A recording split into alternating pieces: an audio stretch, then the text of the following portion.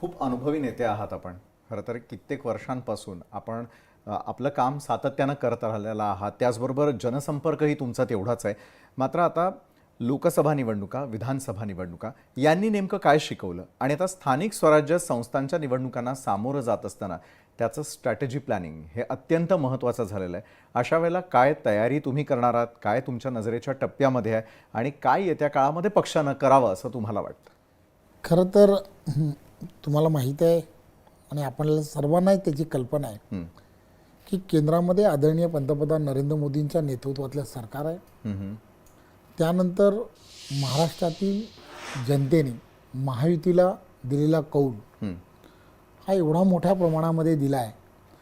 तर जनतेच्या प्रचंड अपेक्षा आहेत, या सरकारकडून अपेक्षा आहेत, महायुतीच्या सरकारकडून अपेक्षा आहेत, त्या पूर्ण करणं हे फार महत्त्वाचं आहे.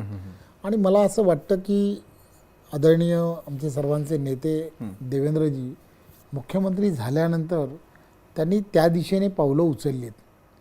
100 दिवसाचं असणारं टास्क प्रत्येक डिपार्टमेंटला काय असलं पाहिजे, प्रत्येक खात्यामध्ये कशा पद्धतीने कामाला एक नव्या गतीने सुरुवात करायला हवी, या सगळ्या गोष्टी त्यांनी पूर्णच्या पूर्ण ताकदीने करण्याचं ठरवलं आहे. त्यामुळे या सगळ्या गोष्टी सामान्य जनतेपर्यंत पोहोचवणं महाराष्ट्राला कडूनच अपेक्षा आहेत.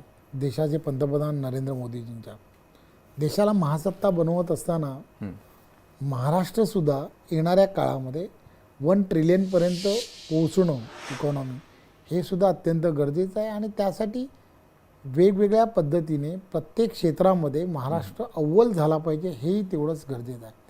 त्यामुळे या सगळ्या गोष्टी खरं तर कसं आहे की एक चांगलं वातावरण यासाठी महाराष्ट्रात असणं हे सुद्धा अत्यंत गरजेचं आहे.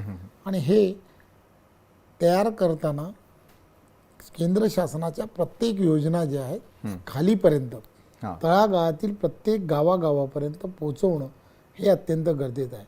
संघटनात्मकदृष्ट्या भारतीय जनता पार्टी महाराष्ट्रामध्ये ते कसं पोचवायचं कसं आहे, या सगळ्या गोष्टी फार महत्त्वाच्या आहेत आणि त्यासाठी आम्ही सर्वजण प्रयत्न करू.